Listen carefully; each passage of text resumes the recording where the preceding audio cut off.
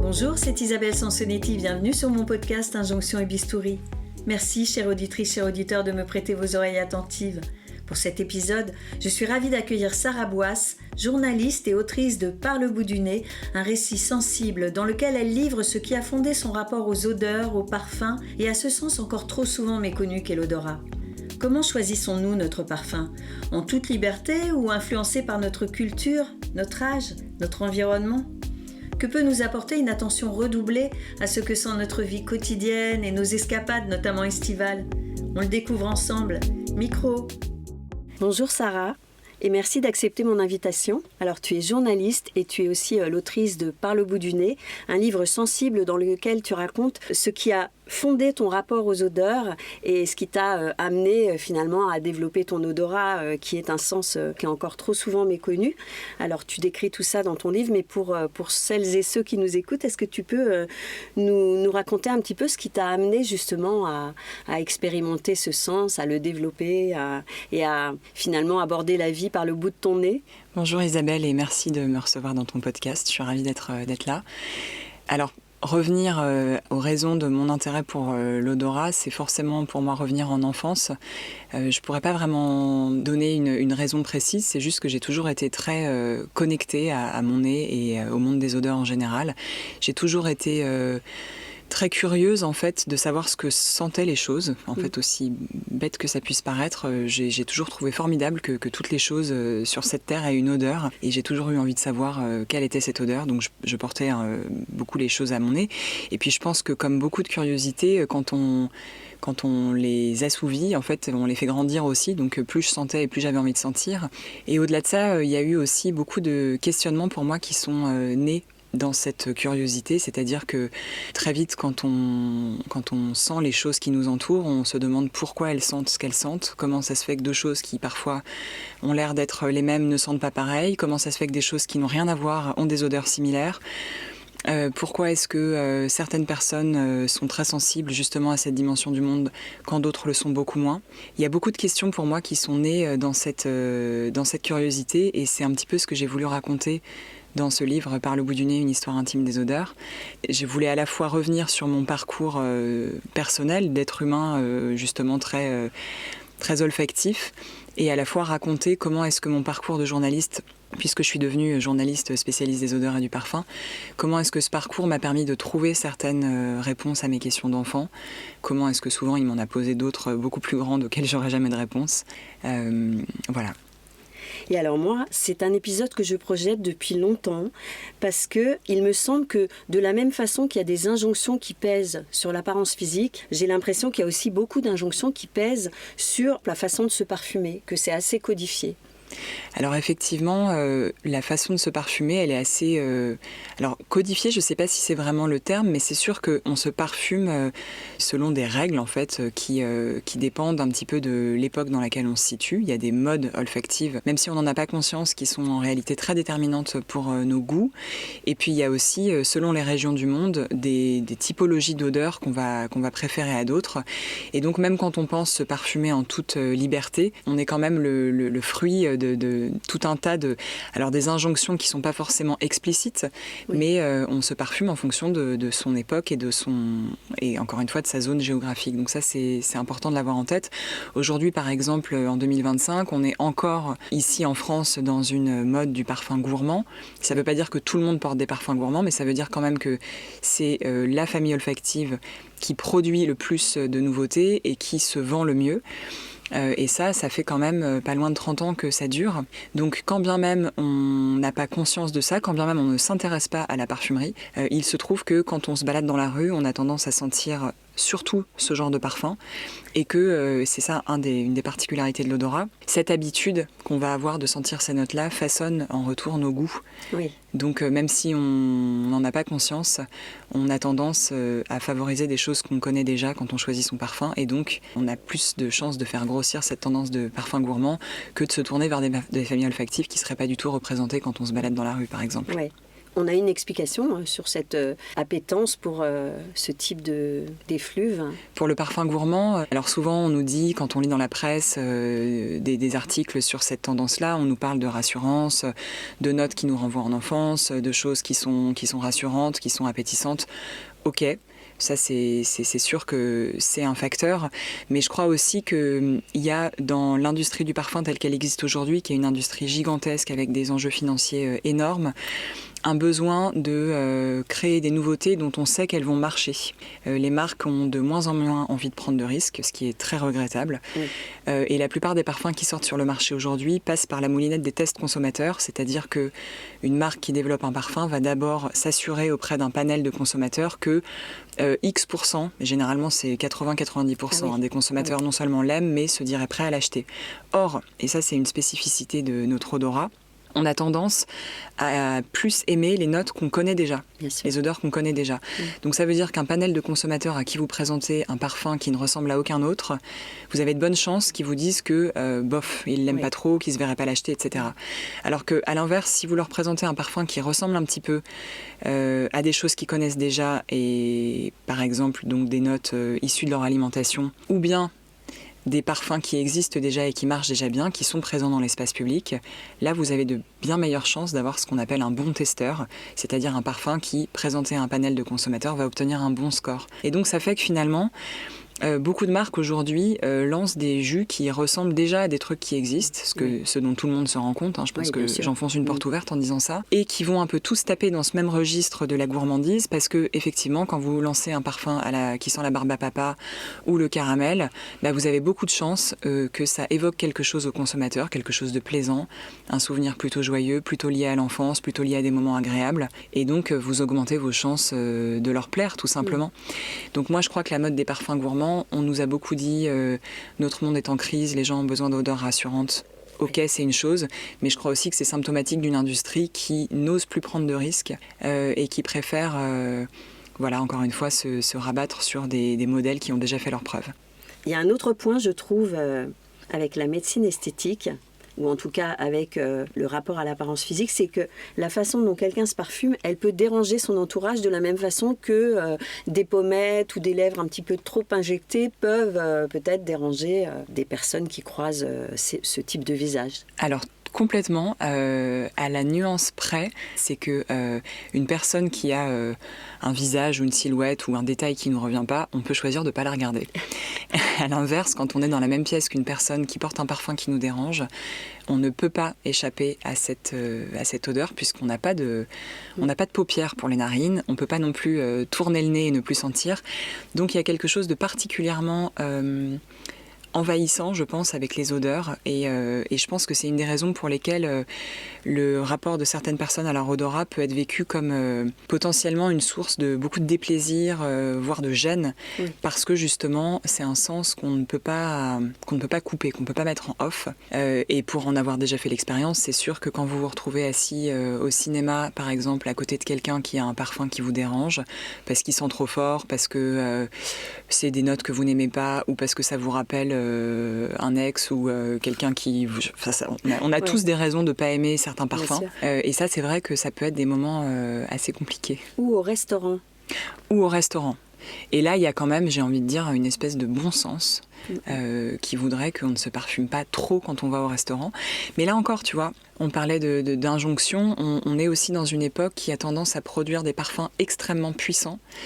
Aujourd'hui, la parfumerie est un secteur où le parfum se vend dans des grands magasins type Sephora, où il y a énormément de nouveautés et où pour qu'une nouveauté existe, il faut qu'elle puisse se démarquer instantanément. Et l'astuce que les marques ont trouvée, c'est la puissance. Et comme notre nez est un organe qui s'adapte en permanence, plus on lui fait sentir des odeurs puissantes et plus ces odeurs puissantes sont présentes dans l'espace public, et plus on s'habitue en fait aux parfums puissants. Et donc plus on réclame des parfums puissants aussi. Oui. Donc il y a une espèce d'escalade en fait comme ça. Et moins aussi peut-être que notre nez sait distinguer des odeurs plus subtiles, plus... Exactement. Il y a ça aussi. Alors moi il y a un parallèle que je trouve intéressant, c'est celui avec un peu la malbouffe. C'est vrai que si on commence à manger super salé, super sucré, Ensuite, une salade de tomates, ça nous paraît très très fade. Et donc il y a une espèce d'accoutumance en fait, qui fait que plus les parfums sont forts autour de nous, plus on est tenté d'en porter nous-mêmes, plus on participe à cette chose collective qui est de sentir fort. Et donc pour revenir à ta question, quand on a par exemple à côté de soi au restaurant une personne qui sent super fort, qui vient de se parfumer pour sortir, moi ça peut vraiment me brusquer, voire me gâcher le repas. Absolument. Mais il est tout à fait possible que la personne en question ne se rende absolument pas compte qu'elle sent beaucoup trop fort. Et peut-être même qu'elle ne se rende pas compte qu'elle est en train de passer à côté de son propre repas. Oui, parce qu'en fait, on s'accoutume à un parfum. Hein. De toute façon, tu le redis aussi dans ton livre, et ça nous l'a toutes fait. Quand on porte un parfum tous les jours, en fait... quand on l'a mis quelques temps après, on se dit « Ah, mais est-ce qu'on sent encore mon parfum ou est-ce qu'il faut que j'en rajoute ?» Et c'est assez compliqué le rapport au parfum parce qu'on s'accoutume, il y a comme une accoutumance qui fait qu'on ne le distingue plus. Oui, et ça, il faudrait pouvoir l'expliquer à tout le monde parce que je crois que le premier réflexe qu'on a dans ces cas-là, c'est de redoubler de pchit, alors que bien souvent, c'est ça qui fait qu'on va sentir trop fort et indisposer notre entourage. Mais en fait, ce qu'il faut comprendre, c'est que notre nez, c'est un organe d'alerte. Donc, ce qui intéresse notre odorat avant tout, c'est les stimuli olfactifs qui sont nouveaux dans notre environnement. Quand vous rentrez par exemple chez quelqu'un, vous allez sentir l'odeur de chez lui, mais au bout de 5-10 minutes, vous sentez plus l'odeur de la pièce dans laquelle vous vous trouvez parce que votre nez, il a compris que cette information odorante, qui est l'odeur de l'appartement, elle ne représente pas un danger. Donc, d'une certaine manière, il va la passer un peu en sourdine, justement pour mieux se consacrer à des odeurs nouvelles qui pourraient arriver. Parce que si l'ami qui vous reçoit, je sais pas, vous fait un café et puis ça commence à cramer, eh ben, il faut que vous puissiez être en mesure de sentir cette odeur-là. Donc les odeurs qui sont familières et qui sont pas associées à un danger, notre nez les passe sous silence au bout d'un moment. Et le parfum qu'on porte tous les jours, au bout de quelques mois, quelques années, eh ben, il devient une de ces odeurs-là que notre nez connaît tellement et dont il sait tellement qu'elle ne représente aucun danger, qui va plus vraiment faire l'effort, entre guillemets, de transmettre l'information correspondant au cerveau. Et c'est ça qui fait que les femmes, les hommes ne sentent plus le parfum qu'elles portent depuis très longtemps. Donc si ça arrive, il y a une seule solution, c'est pas d'en mettre beaucoup plus, c'est de changer de parfum pendant quelques temps pour que notre parfum chouchou redevienne une information nouvelle. D'accord. Mais c'est vrai que parfois c'est un peu un crève-cœur parce que on se met à porter beaucoup un parfum qu'on adore et puis on le sent plus. Donc même si les autres nous sentent, nous on a plus ce plaisir-là, ça peut être un peu dommage. J'ai l'impression quand je parlais en tout cas sinon d'une façon de se parfumer codifiée, au moins en tout cas sous le poids d'un certain nombre de normes, comme d'ailleurs tu viens très bien de nous l'expliquer, c'est aussi parce que dans nos sociétés, en fait, nos propres odeurs, les odeurs du corps, en fait, c'est quelque chose que on n'a pas envie que les autres forcément sentent et que finalement l'utilisation du parfum aussi, c'est aussi peut-être pour masquer ses propres odeurs corporelles qui ne sont pas non plus quelque chose qui est très admis dans nos sociétés. Il faut pas qu'on sente la transpiration, il faut pas...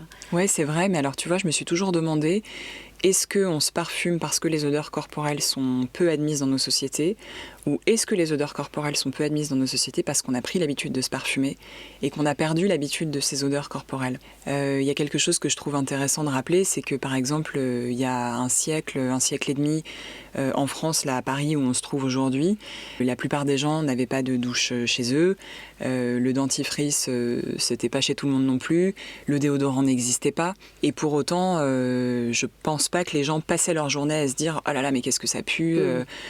Je pense vraiment pas que les gens étaient à ce point indisposés, alors que nous, si on était téléportés dans le Paris d'il y a 150 ans, on serait mais en PLS, on serait vraiment très très mal. Oui, c'est sûr. Donc il y a vraiment un poids de l'habitude en fait, et je crois que quand justement l'industrie du parfum s'est mise à parfumer à peu près tous les produits qu'on utilise au quotidien, quand l'hygiène s'est développée aussi, en fait tout simplement ça a eu pour effet d'abaisser nos seuils de tolérance en fait. Oui. Ces odeurs-là, parce qu'on ne les sentait plus, sont devenues intolérables, tu vois. Oui, bien sûr. Donc bon, il y a sûrement un peu des deux, hein, mais je crois quand même que en matière d'odorat, tout est une question d'habitude. Et si par exemple demain, je dis n'importe quoi, le dentifrice disparaissait, peut-être que pendant quelques semaines, on trouverait tous que c'est vachement difficile de sentir toutes ces haleines autour de nous. Et en même temps, on n'y passerait pas non plus notre vie, quoi. Je veux dire, au bout de quelques mois, on se serait habitué. Oui, c'est sûr. Et alors, dans quelle mesure le parfum, c'est un accessoire ou en tout cas une facette de l'identité d'une personne? Dans ton livre, tu rappelles que quand tu te souviens des parfums que tu as portés depuis que tu es adolescente, ça te rappelle une facette de toi à l'époque. Donc, c'est un élément de notre identité, le parfum ou... Complètement. Je pense que, alors pour les autres, évidemment, c'est une manière de se présenter au monde. Et le choix du parfum qu'on porte peut en dire, je pense, long sur qui on est ou qui on a envie d'être au regard des autres. Et puis, ce que je trouve peut-être encore plus intéressant, c'est qui on est au regard de nous-mêmes. Et c'est vrai que, comme tu l'évoques, je raconte dans mon livre cette petite manie que j'ai de jamais vraiment finir mes flacons de parfum pour pouvoir revenir par le pouvoir de la mémoire olfactive à des épisodes de ma vie qui ont été associés à un parfum.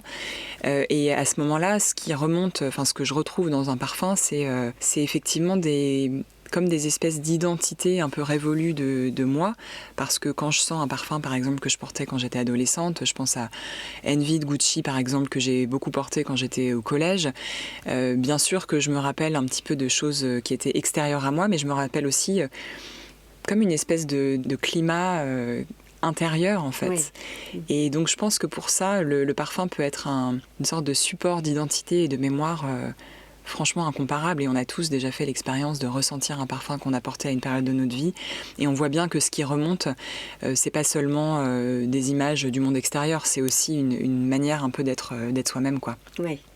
Et on peut aussi s'amuser, justement, ce que tu dis. C'est-à-dire qu'on peut, en changeant de parfum, peut-être aussi s'amuser à être, sinon quelqu'un d'autre, ou en tout cas à présenter une facette de soi, peut-être que les autres connaissent moins, ou que soi-même on a envie de développer à tel moment de sa vie. Oui, complètement.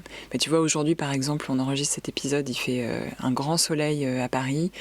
C'est vraiment une belle journée. Ça m'a donné envie de porter ce matin un parfum qui s'appelle Un bel amour d'été. C'est un parfum d'Empire, qui est une sorte de bouquet de fleurs blanches très solaire. Ça sent un peu le monoeil, la crème solaire, le sable chaud. Enfin, c'est vraiment un parfum hyper lumineux, hyper joyeux. Un peu exubérant aussi, je dois dire. Et c'est pas du tout une odeur que je me verrais porter tous les jours. Mais aujourd'hui, ça accompagne une espèce de joie dans laquelle je me suis réveillée ce matin. Mais c'est vrai que si je portais par exemple, je sais pas, un Chanel 19, qui est un parfum beaucoup plus froid, beaucoup plus sérieux, beaucoup plus élégant aussi, ça raconterait autre chose de moi. Mais pourtant, je suis toutes ces choses à la fois, et le parfum peut permettre un peu de souligner l'un ou l'autre des aspects de notre personnalité. C'est ludique ou parfois contraignant ? Alors pour moi, c'est totalement ludique parce que je m'oblige à rien en matière de parfum, vraiment à rien. Je me parfume pas du tout tous les jours. Parfois, je me parfume très peu, juste pour moi, juste sur un petit morceau de poignet. C'est juste pour mon propre plaisir. Je m'interdis pas du tout de porter des parfums pour hommes, des parfums pour enfants, des parfums d'intérieur, même parfois ça m'arrive. Donc pour moi, c'est totalement ludique. Je pense que ça peut être contraignant quand on s'oblige à se parfumer tous les jours, ou à se parfumer toujours de la même manière, ou ça oui, mais moi je me refuse à ça parce que je trouve que le parfum doit rester un plaisir. Est-ce que tu as l'impression qu'on se parfume aussi en fonction de son âge, de son apparence, de son look parce que toujours parce qu'on est dans Injonction et Bistouri, je me disais, est-ce que par exemple, quand on aime avoir des résultats d'injection assez visibles, avec des pommettes très marquées, des lèvres très pulpeuses, est-ce qu'on pourrait dire que ce type de personne, elle aimerait un type de parfum, ou là je vais un petit peu trop loin dans...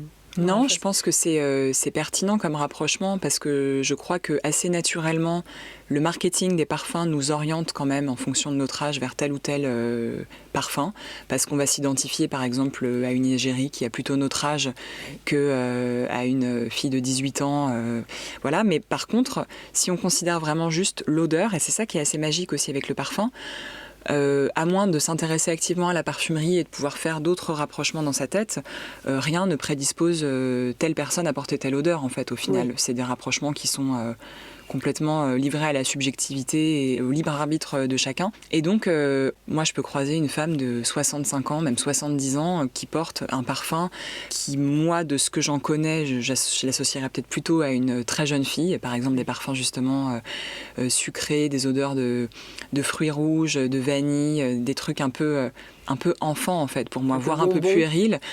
Je croise ça sur une femme d'un certain âge, et ben moi ça me fait sourire parce que je trouve qu'il y a un décalage, mais en fait je me dis que cette femme ne le perçoit sûrement pas.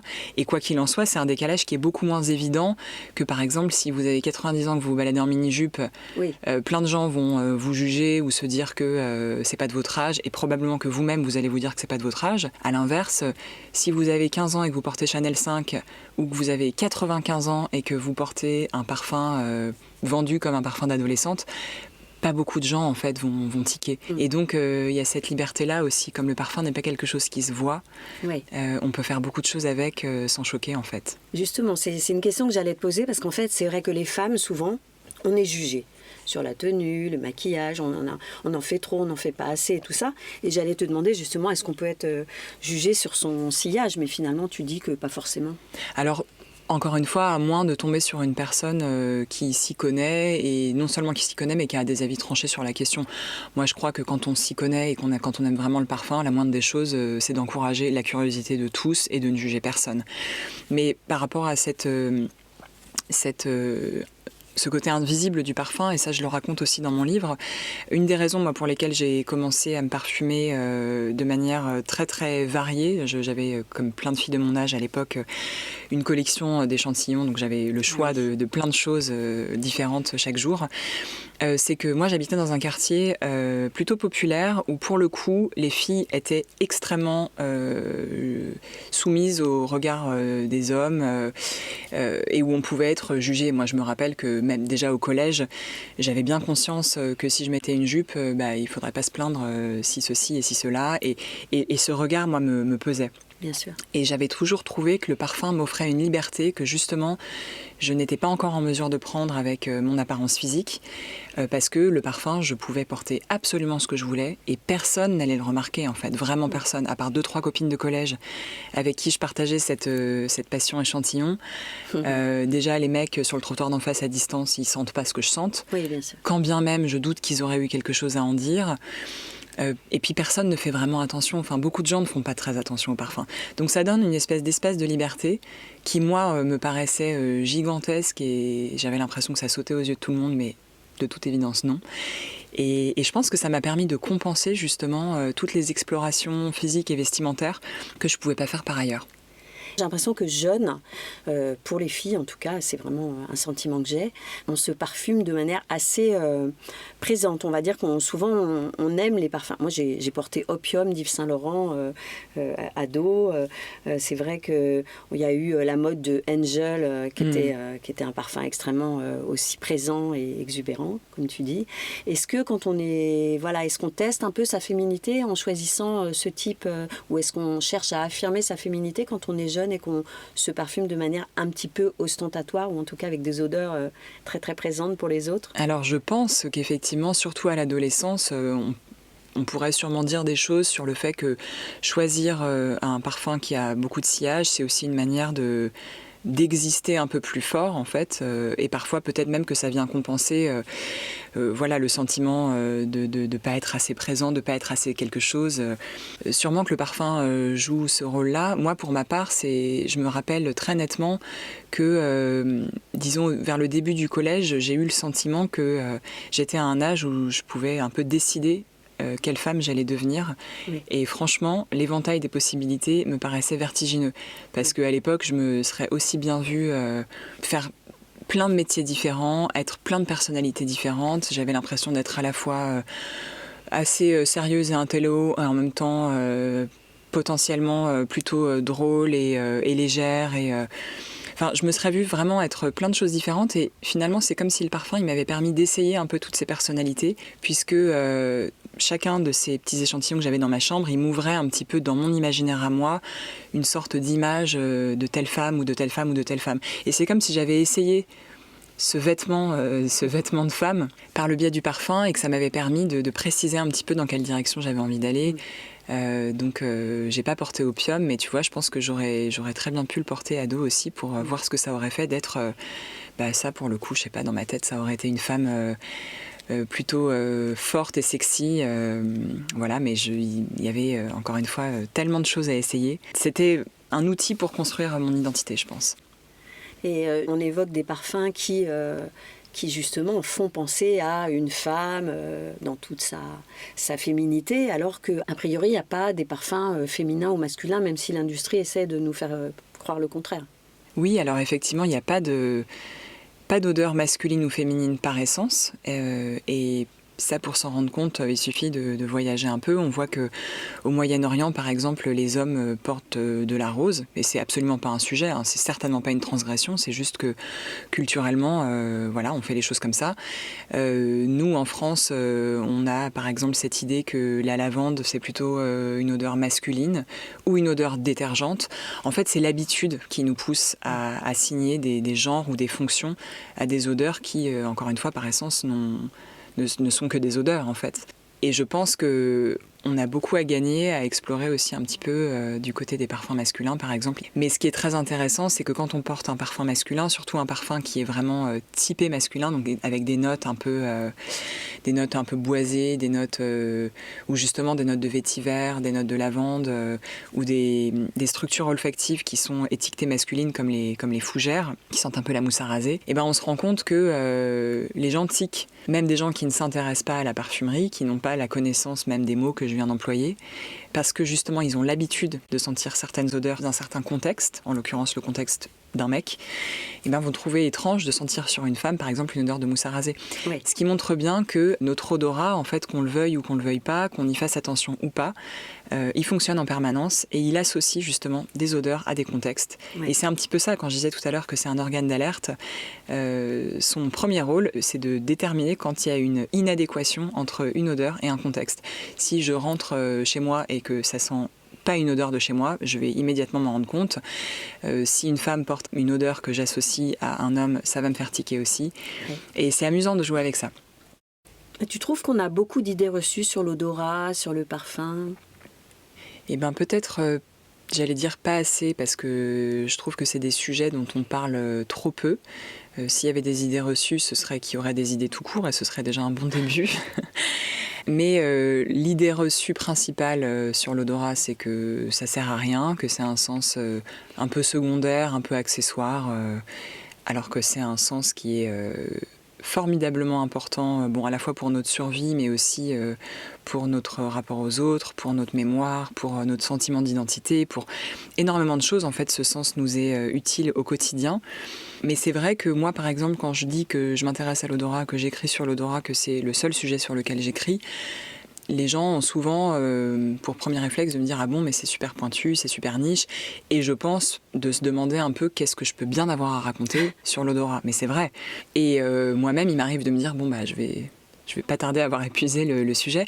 Et en fait, en réalité, non, c'est vraiment inépuisable parce que c'est un sens qui nous accompagne de la naissance à la mort sans interruption, puisqu'on respire toute notre vie et chaque fois qu'on respire, on sent. Donc, bien sûr, moi, je m'intéresse au fonctionnement de l'odorat en tant que tel, mais ce qui m'intéresse peut-être encore plus, c'est justement cette manière qu'il a d'irriguer vraiment tous les aspects de notre vie.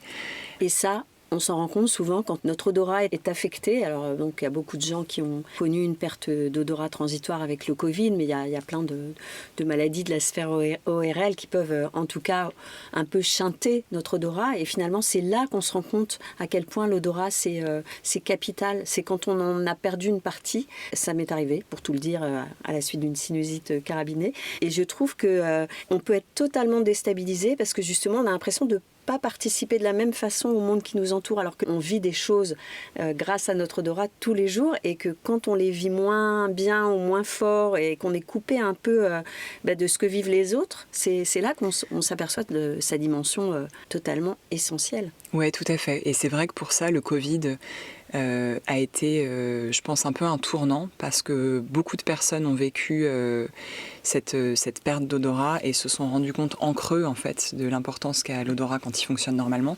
C'est un sens, en fait, qui est quand même globalement plutôt performant chez la plupart d'entre nous, enfin, qui fonctionne normalement. Et donc, on ne se rend pas trop compte qu'il est là, qu'il fonctionne, parce qu'on le prend pour acquis. Et quand il disparaît, on voit que beaucoup de choses sont affectées dans notre vie, à commencer évidemment par le plaisir de manger qui disparaît quasiment totalement, puisqu'on estime que 80% de ce qu'on appelle le goût, en réalité c'est de l'odorat. Et d'ailleurs, même sans être anosmique, il suffit de se pincer le nez en mangeant et on se rend compte qu'il reste vraiment pas grand-chose. Il nous reste les saveurs, mais c'est quand même un peu maigre. Et puis effectivement, comme tu le disais, cette impression de vivre dans une bulle. J'ai aussi eu une sinusite en septembre dernier, donc pendant une semaine, j'avais quasiment plus d'odorat. Et tout ce que j'avais cauchemardé, c'est vérifié, quoi. C'est vrai qu'on est privé d'une dimension qui en fait nous rattache au réel, en fait. Oui. Quelle différence entre une expérience de réalité augmentée, enfin de réalité virtuelle un peu sophistiquée, et la vraie vie, si on enlève l'odorat. L'odorat, c'est quand même aussi, pour moi, une manifestation du vrai, quoi. Quand on sent les choses, c'est qu'on est dans le vrai. Et quand on ne les sent pas, franchement, on est en perte de repère, quoi. Oui, c'est ça. Mais heureusement, ça peut se récupérer, oui, en tout cas. Tout à fait. Et là-dessus, je tiens à le dire, parce que beaucoup de gens sont un peu désespérés et pensent qu'ils ne retrouveront jamais leur odorat. Il existe des anosmies irréversibles, mais c'est vraiment pas la majorité. Et pour des personnes qui ont perdu l'odorat ou qui se retrouvent avec un odorat défaillant ou un peu déformé suite à, par exemple, un virus, il existe des protocoles de rééducation, dont un qui est gratuit, qui est en ligne sur le site anosmie.org et que je vous recommande chaudement. On peut le faire à la maison, tout est très bien expliqué sur le site et ça vaut vraiment le coup d'essayer de se réentraîner. Notre odorat a aussi la particularité d'être un sens très plastique tout au long de notre vie et les neurones olfactifs qui nous permettent de sentir se régénèrent tout au long de notre vie. C'est les seuls de notre corps, c'est fabuleux, ça démontre aussi l'importance qu'a notre odorat, sinon il ne prendrait pas la peine comme ça de se remettre à neuf toute notre vie. Donc ça vaut vraiment le coup de s'entraîner. On peut récupérer de l'odorat sans problème. Ça veut dire que notre odorat ne vieillit pas comme d'autres de nos sens. Il n'y a pas une presby-olfaction, je ne sais pas si on pourrait dire ça. Mais si, tu ne crois pas si bien dire, la presbyosmie. Donc effectivement, les neurones olfactifs, comme je le disais, se régénèrent tout au long de notre vie. C'est la neurogénèse. Elle se ralentit un petit peu en fait à partir de 50 ans. C'est ça qui fait qu'à partir de 50 ans, si on ne se sert pas trop consciemment de son odorat, on a tendance à avoir une perte d'acuité en fait, d'olfaction, comme pour une presbytie. Et donc c'est pour ça aussi qu'on voit que des personnes âgées, elles peuvent perdre un peu le plaisir de manger par exemple parce que leur odorat devient un peu défaillant. Elles goûtent moins fort entre guillemets ce qu'elles mangent et donc elles perdent progressivement ce plaisir-là. Mais la bonne nouvelle, c'est que la neurogénèse des neurones olfactifs, elle est stimulée par l'attention. Ça paraît fou, mais c'est le fait de sentir en conscience qui va activer cette neurogénèse. Donc, si vous mettez à cultiver cet odorat de manière consciente, et notamment à partir de 50 ans, vous pouvez vraiment considérablement ralentir le phénomène, voire peut-être même vous mettre à sentir mieux qu'à vos 20 ans, quoi. Donc ça vaut vraiment le coup, en fait, la clé est dans l'attention et dans le fait de sentir, non pas comme on le fait dans la vie de tous les jours sans y penser, mais en conscience. C'est ça qui fait toute la différence. Je disais, est-ce qu'on sent moins bien, mais est-ce qu'aussi on sent moins bon en vieillissant? Parce que dans ton livre, à un moment donné, tu as utilisé une expression, les odeurs vieillissantes, ou en tout cas les odeurs peut-être de personnes âgées. Oui, tout à fait. Les Japonais ont un mot pour décrire cette odeur corporelle des personnes âgées, qui est un peu un sujet tabou, mais en même temps, je veux dire, on sait tous qu'on change d'odeur. Alors, au cours de notre vie, en fait, il y a tout un tas de facteurs dans notre corps qui changent et qui influent sur l'odeur de notre peau. Vous voyez bien qu'un bébé sent pas pareil qu'un ado sent pas pareil qu'un adulte, et ben un adulte sent pas non plus pareil qu'une personne âgée. Et c'est des odeurs qui sont souvent jugées désagréables. Moi, je ne sais pas si c'est vraiment les odeurs en elles-mêmes qui sont désagréables ou si c'est ce à quoi elles nous renvoient, c'est-à-dire à l'idée un peu de notre propre décrépitude. Ça nous renvoie à la mort, ça nous renvoie à des choses qui ne sont pas forcément très agréables. Mais voilà, le fait est que le corps vieillit et que ce vieillissement induit un changement dans l'odeur de notre peau. C'est comme ça. Et peut-être aussi que les parfums qu'on porte sentent différemment aussi sur notre peau quand on vieillit. Alors je ne sais pas si ce changement d'odeur de peau vraiment interagit avec l'odeur de notre parfum. Par contre, c'est sûr qu'on change de goût avec le temps et ça, mais je crois qu'il faut s'en réjouir en fait. C'est bien de changer et de vieillir en fait. Moi, je me rends compte que mes goûts en matière d'odeur ont évolué de la même manière que j'aimais pas l'avocat et les champignons quand j'étais petite, alors que maintenant j'adore ça. Et ben, je crois que on a des préférences qui évoluent avec le temps et que l'important c'est de rester en mouvement en fait. Et de rester curieux. Et de rester curieux, exactement. Oui, parce que tu rappelles dans ton livre que 80% des infos qu'on reçoit de notre monde, elles sont visuelles. Et peut-être que le fait de ne pas prêter attention à son odorat, on se prive peut-être d'infos qui pourraient nous réjouir ou... Alors complètement, et ça c'est quelque chose, on a parlé là d'odorat comme d'un sens d'alerte, de danger, etc. Mais je crois que si on doit vraiment revenir au fondement, et en tout cas moi c'est comme ça que j'ai appris à aimer et à dire merci à mon odorat au quotidien, c'est qu'il y a quand même un paquet de trucs qui sentent hyper bon partout autour de nous, pas seulement les parfums, hein, mais oui, bien sûr. Là en ce moment, en plus on est au mois de juin, c'est une période de l'année que j'adore, mais la nature, même en pleine ville, est hyper généreuse de bonnes odeurs, et c'est quand même un sens qui peut nous procurer énormément de plaisir. On a parlé aussi des plaisirs de la table, qui quand même sont aussi très importants et qui sont très très liés à notre odorat, qu'on apprécie d'autant mieux quand on y fait attention. On voit qu'un repas où on se concentre sur ce qu'on mange, on y prend généralement plus de plaisir qu'un repas qu'on avale en vitesse en regardant une série. Et ben, je crois que dans la vie de tous les jours, c'est pareil, effectivement. On peut très bien survivre uniquement avec sa vue, mais on perd énormément en qualité de vie si on néglige complètement ce que nous raconte notre nez. Et notre nez a ça de magique en plus que plus on fait attention à lui, et plus il nous parle en fait. Oui. Donc, plus il nous envoie des infos. Exactement. Et moi là en ce moment vraiment, je pourrais me balader les yeux fermés, je prendrais énormément de plaisir à être dehors. Et qu'est-ce qui te fascine le plus toi dans l'odorat justement ? Eh ben, je crois justement le fait que ce soit ces choses invisibles auxquelles plein de gens semblent ne pas trop prêter attention, pourtant invisibles mais en même temps ultra présentes, absolument partout, d'une diversité infinie et qui interagissent avec notre vie, en fait, vraiment notre vie dans ce qu'elle a de plus intime. C'est pour moi vraiment des sortes de passerelles entre le monde qui nous entoure et notre monde intérieur, nos souvenirs, notre identité. Et ça, je trouve que c'est fabuleux. Toi, tu es plus sensible au sillage d'une personne qu'à son apparence physique ? Alors ce serait quand même un peu malhonnête de ma part de dire que le physique n'importe pas du tout. Je pense qu'à physique égale, je vais évidemment choisir la personne qui sent le meilleur. Et qu'à odeur égale, je choisirais évidemment la personne qui est le plus séduisante à mes yeux. Mais ce qui est sûr, c'est qu'un sillage bien choisi ou une bonne odeur, enfin une odeur que moi je perçois comme bonne, il n'y a pas de bonne odeur dans l'absolu, mais une odeur disons qui me plaît, ça peut vraiment être un déclencheur et une étincelle incroyable. Oui. Ouais.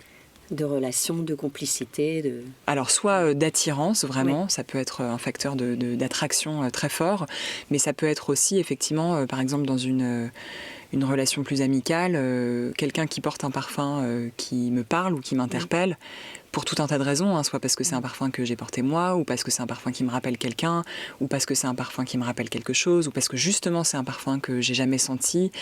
Ça peut être déjà un déclencheur de discussion, et ça peut être aussi l'occasion de se découvrir des points communs, une histoire commune. Ah, tu portes ça, moi je portais ça. Oui. Ah, mais t'étais où quand t'étais au collège? Enfin, on peut nouer beaucoup de discussions par le biais de l'odeur, et c'est vrai que le sillage d'une personne, pour moi, c'est une info pas primordiale, mais quand même, ça peut être vraiment un plus, quoi.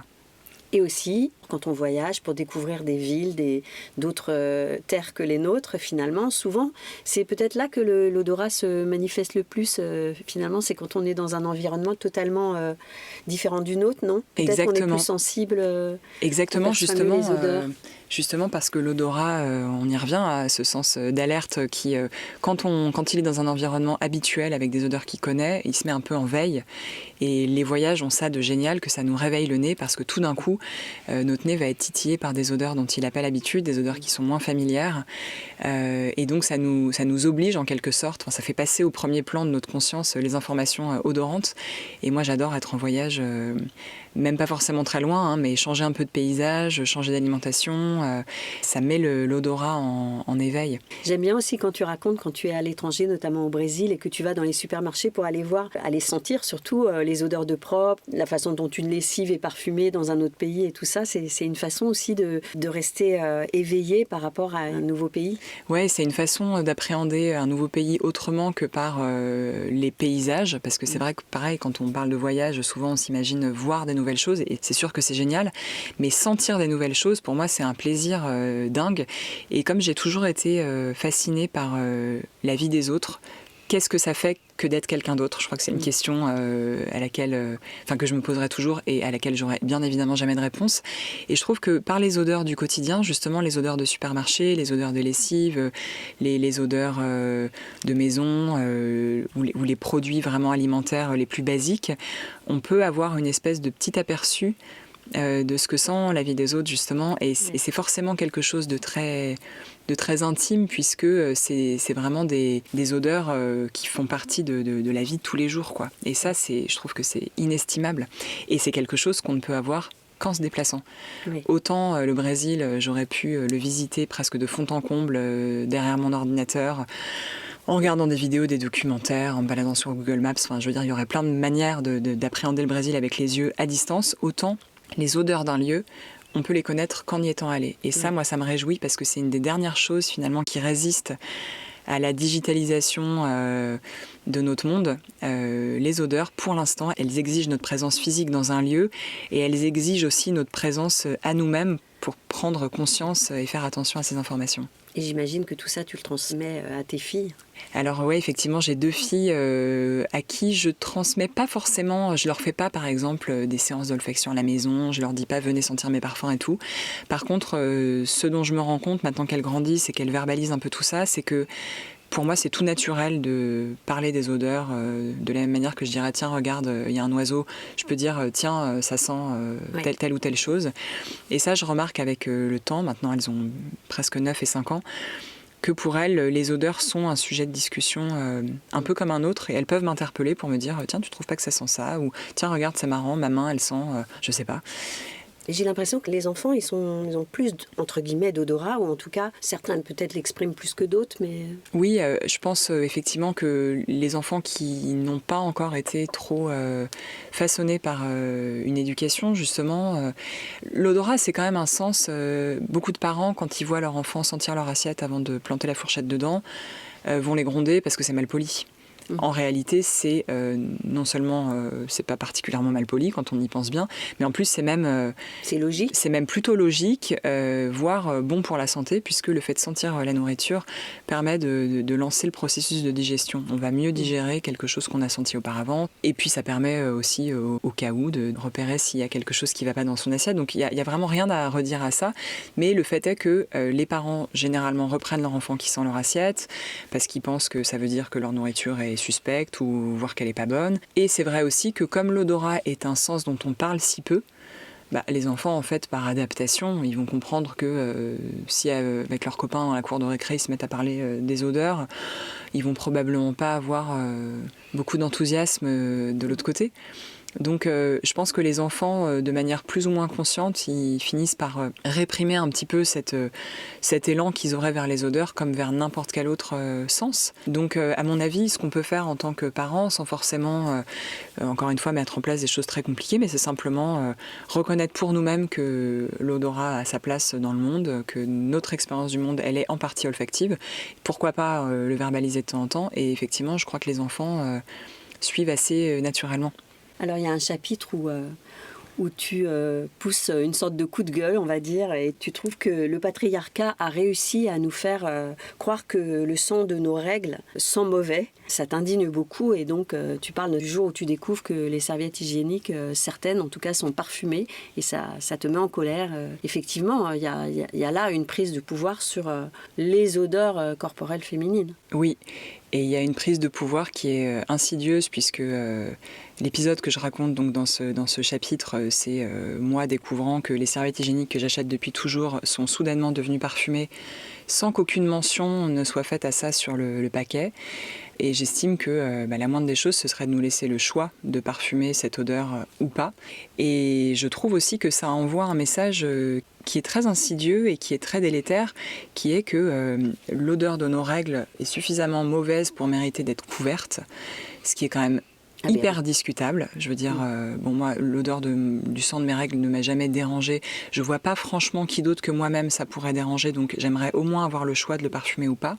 Et au-delà de ça, je trouve que, et c'est le propos que je développe dans ce chapitre qui est consacré aux mauvaises odeurs en général, en fait, finalement, ce qui va déterminer qu'on juge une odeur mauvaise, c'est souvent la source dont elle émane et ce qu'elle représente. Parce qu'il y a quand même des choses dans notre monde qui sont absolument détestables et horribles qu'on n'a jamais jugé utile de parfumer. Donc le fait que le sang des femmes qui quand même nous ont à tous donné la vie passe pour quelque chose de dégoûtant qui mérite d'être couvert, alors que encore une fois, c'est pas comme si on se baladait les jambes ouvertes à longueur de journée, quoi. J'ai trouvé que c'était vraiment quelque chose de très regrettable pour le moins. Et Oui. donc, j'avais envie de pousser ce coup de gueule dans mon livre. Mais d'ailleurs, tout à coup, ça m'échappe, mais ça existe aussi des parfums pour la zone intime ? Ah bien sûr, il y a Oui. tout un tas, et justement ça aussi on peut le questionner, en fait c'est la société de consommation qui a réussi à s'insinuer dans les sphères les plus intimes de notre vie, et par exemple le fait qu'on puisse aujourd'hui, qu'il y ait une pléthore de lingettes intimes parfumées, alors parfois c'est vrai qu'on peut ressentir le besoin de se rafraîchir, je n'ai pas mon mot à dire sur ce que font les femmes avec leur entrejambe, chacune fait bien ce qu'elle veut, mais je trouve que l'existence même de ces produits et le fait qu'ils soient parfumés fait passer un message qui est que ces odeurs-là sont mauvaises. Oui. Et que, encore une fois, et je le dis dans mon livre, s'il y avait le jour où il y aura des lingettes parfumées pour bites, eh ben, on en reparle. Je veux dire, si on peut aussi laisser ce choix-là aux hommes, ça voudra peut-être dire que voilà, chacun peut faire comme il veut. Mais le fait que ce soit uniquement des produits destinés aux femmes et que par ailleurs, le sexe des femmes au-delà des règles est souvent pris comme une espèce d'exemple d'une odeur puante. Enfin, je trouve ça quand même dingue, quoi. Je veux Bien dire, tout le monde ne pense qu'à ça. On vient tous de là, mais il faudrait quand même qu'on réussisse à nous faire croire que c'est quelque chose de puant qui mérite tout un attirail de produits parfumés, par ailleurs, la plupart du temps toxiques ou dont on finit par découvrir qu'ils sont toxiques. Enfin, c'est insupportable, en fait, quoi. Oui, c'est sûr. Alors, on est dans Injonction et Bistouri et je vais te poser la question traditionnelle. Est-ce que toi, tu as eu recours ou tu envisages un jour d'avoir recours à la médecine ou à la chirurgie esthétique ? On a quand même évoqué que l'apparence physique, c'est aussi quelque chose qui compte dans notre société. Donc, est-ce que c'est des questions que tu te poses ? Est-ce que c'est des sujets de discussion avec des amis ? Alors ça commence à être des sujets de discussion avec des amis, puisque j'ai 36 ans, que je fréquente surtout des quarantenaires et que des sujets qui nous paraissaient un peu futiles ou extravagants auparavant, force est de constater qu'ils commencent un peu à s'imposer dans nos discussions. Moi, j'ai jamais eu recours à la chirurgie esthétique et pour l'instant, j'envisage pas du tout d'y avoir recours, mais je suis ouverte au changement de manière générale. Et je me rends compte encore une fois en vieillissant, disons en grandissant, que des choses qui pouvaient ne pas du tout sembler nous concerner à un âge peuvent tout à fait nous concerner plus tard. Donc je dis, je veux pas dire jamais, mais pour l'instant non. Et tu fais quoi les matins où tu n'es pas tout à fait satisfaite de ton reflet dans le miroir ? Tu te parfumes ? Ça peut effectivement compenser un petit peu, mais pas vraiment. Les matins où je suis pas satisfaite de mon reflet dans le miroir, je regarde mon agenda, j'espère que j'aurai pas trop de rendez-vous ce jour-là, et si je peux rester tranquille chez moi, j'enfile un legging et, et je vais jusqu'au bout. Mais par contre, depuis quelques années, je fais beaucoup plus attention à ma peau et j'ai une routine beauté, disons, qui s'est beaucoup étoffée et qui me permet quand même d'être un petit peu moins en proie à ce truc de je me lève le matin et j'ai aucune idée de la tête que je vais avoir, peut-être que je serai contente, peut-être que pas du tout. J'essaye de prendre suffisamment soin de moi et notamment de ma peau pour être pour avoir un teint par exemple correct tous les jours, et ça fait du bien. Tu penses quand même que finalement le fait d'être très sensible et de beaucoup appréhender la vie via son odorat, ça peut quelque part aussi avoir un impact positif sur la façon dont on appréhende son apparence physique ? Je pense, mais de manière très indirecte, dans le sens où je pense que d'être connecté à son odorat permet de prendre du recul et de se rendre compte notamment qu'il existe un univers de beauté qui se respire. Alors évidemment, ça n'empêche pas que quelque chose de beau à regarder restera beau à regarder, mais d'une certaine manière, je pense que ça nous évite d'être dans cette espèce de diktat de la vue, parce qu'on est quand même dans un monde, alors tu l'as dit tout à l'heure, 80% des informations qui nous parviennent sont des informations visuelles. Donc on traite le monde, nous, en tant qu'être humain, de manière très visuelle. Et non seulement ça, mais nos sociétés ont tendance à nous rendre de plus en plus visuels. Je pense évidemment aux écrans. On est gouverné et même tyrannisé en fait par notre sens de la vue. Alors ça, j'ai pas assez fouillé le sujet pour avoir un avis sur ce que ça fait sur notre représentation de nous-mêmes et notre rapport à la beauté, mais ça me paraît clair que ça lui donne une importance extrême. Encore une fois, je pense que se sentir bien dans sa peau, être satisfaite de son apparence, c'est quand même quelque chose qui est super important. Mais néanmoins, je pense aussi que c'est important de cultiver d'autres sens que la vue pour pas être, encore une fois, uniquement dans un monde d'images, en fait, qui nous rend un peu tous malheureux pour tout un tas de raisons. Parce qu'en plus, c'est un appauvrissement, en fait, de ce que le monde a à nous proposer, qui est certes visuel, et je fais beaucoup de photos, je veux pas du tout cracher sur la vue, qui a un sens merveilleux, évidemment, mais de la même manière que... qu'on prend beaucoup de plaisir à écouter de la musique et que ça nous permet de nous évader parfois, je crois que prendre le temps d'avoir du plaisir par notre nez, ça nous permet de la même manière de mettre un peu la vue en sourdine de temps en temps et lui dire que ok, tu nous rends bien des services et tu nous donnes beaucoup de plaisir, mais tu n'es pas tout. Non, puis se parfumer, ça peut redonner un coup de boost sur la confiance en soi. Exactement. Et aujourd'hui, les neurosciences étudient beaucoup l'impact des odeurs sur nos émotions. Bon, alors, il n'y a pas de parfum magique qui va vous permettre de vous sentir super bonasse alors que votre vue vous dit que vous ne l'êtes pas du tout. Mais néanmoins, on peut quand même avoir un petit boost de confiance, on peut prendre du plaisir à ça, et puis on peut se dire que voilà, la beauté n'est pas seulement visuelle, en fait. Et rien que ça, c'est déjà, je pense que c'est important. Je vais te poser la dernière question un petit peu rituelle d'Injonction et Bistouri. Tu aimerais vieillir comment, comme qui Alors ça, c'est une bonne question. J'ai pas un modèle féminin où je me dis j'aimerais ça. Mais là, ce qui me vient, et j'espère ne pas te décevoir avec ma réponse, mais ma grand-mère paternelle, que j'ai perdue il y a 4 ans, qui est morte à l'âge de 93 ans, avait un truc que j'envie beaucoup, c'est que jusqu'au dernier moment, elle était ultra drôle. Elle avait une mémoire absolument infaillible, elle était super vive d'esprit en fait. Et je crois que, bien sûr que là, les années passant, je me rends compte que bon, ça va peut-être que dans quelques temps, ça va être compliqué pour moi de me regarder dans le miroir. Peut-être que je vais avoir envie que mon corps soit différent, mais pour l'instant, là où j'en suis, ce qui m'apparaît comme le plus précieux, c'est cette capacité à être bien dans sa tête, en fait, et de pouvoir se reposer sur sa mémoire, sur son sens de l'humour, sur sa sociabilité, c'est des choses qui m'importent beaucoup, et ma grand-mère, elle a incarné ça jusqu'au bout. Donc j'espère vieillir comme elle et rester vive jusqu'au bout. Merci beaucoup Sarah d'avoir partagé avec nous ta passion des odeurs et ta conviction qu'un odorat alerte offre nombre de plaisirs et une relation plus joyeuse, plus intense aux autres, au monde et à soi. Chère auditrice, cher auditeur, j'espère que vous avez apprécié cet épisode et que vous le partagerez autour de vous. J'attends votre commentaire, une question, une remarque sur mon compte Instagram Injonction et Bistouri.